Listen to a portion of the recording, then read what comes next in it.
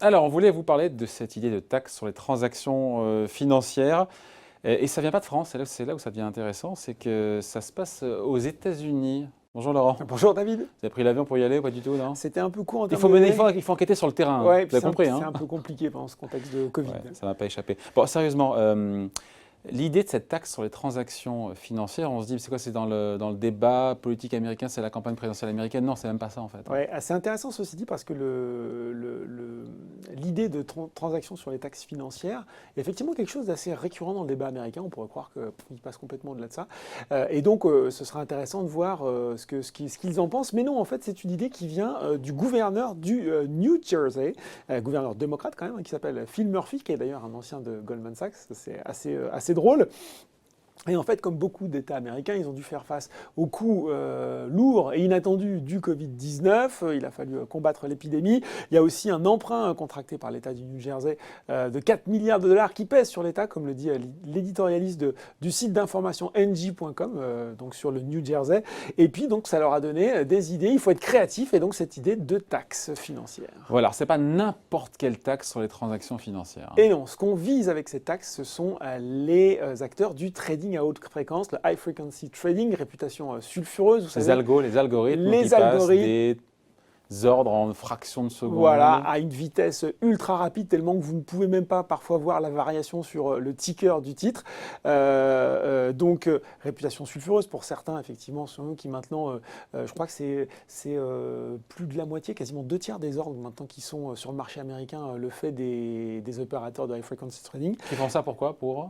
Qui font ça L'objectif du trading haute fréquence, c'est justement d'être avant le marché, c'est-à-dire vous gagnez quelques secondes par rapport au reste du marché, vous faites tourner vos algorithmes, vous avez la capacité de mener des transactions complexes et c'est ce qui vous permet effectivement de faire votre business. Donc l'idée ce serait d'avoir une taxe pas trop chère, enfin on pourrait le dire comme ça, de 0,25 cents par transaction qui porterait sur les actions, les options, les contrats à terme, et puis qui concernerait donc les sociétés qui font plus de 10 000 transactions par an. Et ça pourrait rapporter la bagatelle de 10 milliards de dollars par an à l'État du New Jersey. Voilà, l'État du New Jersey, pas le fin fond du Texas, l'État du New Jersey. Oui, alors on m'a dit pourquoi le New Jersey? Ils se sont dit finalement au Texas, ils taxent les producteurs de gaz de schiste. Nous, qu'est-ce qu'on a comme ressources? Eh bien, tiens, on a les serveurs des différents de Wall Street, des bourses américaines, du NYSE, du Nasdaq, du CBOE.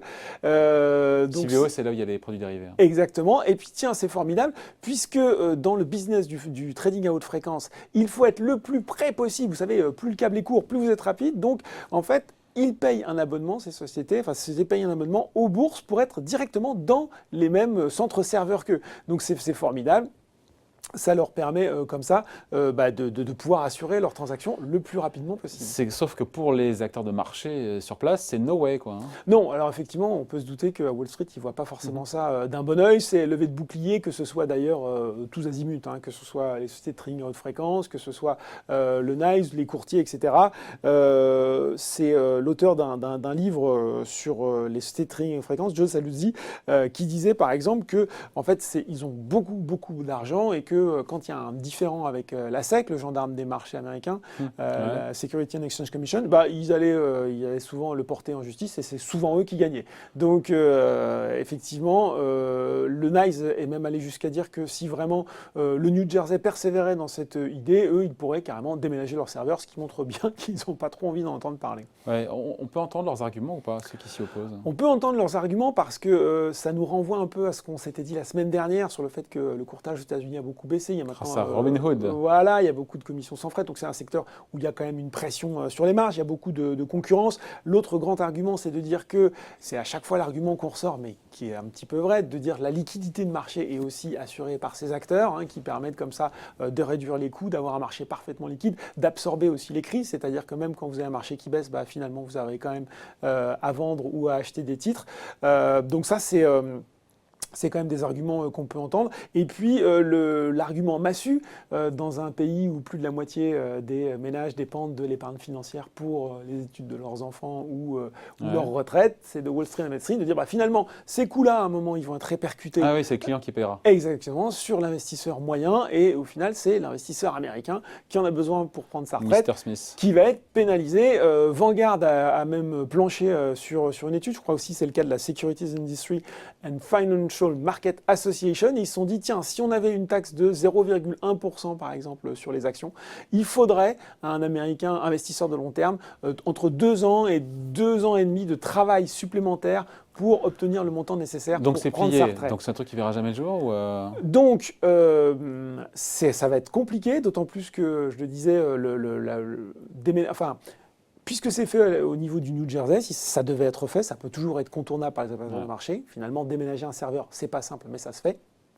Et puis, ce qui est intéressant de voir, c'est finalement quel relais on pourra avoir pour une taxe nationale. Et là, c'est aussi beaucoup plus compliqué. Et alors, qu'est-ce qu'ils nous disent les différents candidats à la présidentielle? J'imagine qu'évidemment, Donald Trump, il n'est pas pour. Il est pour. Non, il est contre, bien sûr. Effectivement, il ne veut pas en entendre parler. On sait par contre que la thématique a fait son chemin dans le camp démocrate. Elizabeth Warren l'avait dans son programme. Bernie Sanders, évidemment, aussi. Michael Bloomberg l'avait intégré.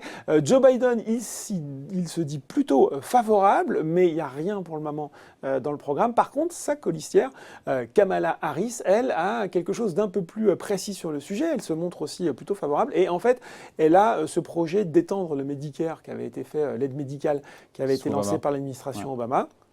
Elle se dit pourquoi ne pas avoir une taxe de 0,2% sur les actions, 0,1% sur les obligations et 0,002% sur les dérivés. Elle dit que ça pourrait rapporter 2000 milliards de dollars sur 10 ans.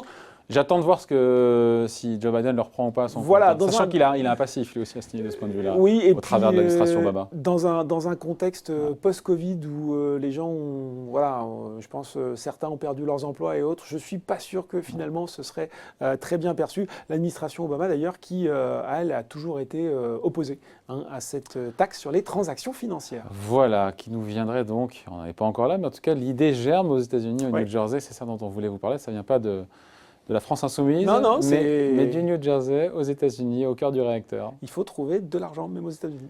Merci beaucoup, Laurent. Merci, David. Bye.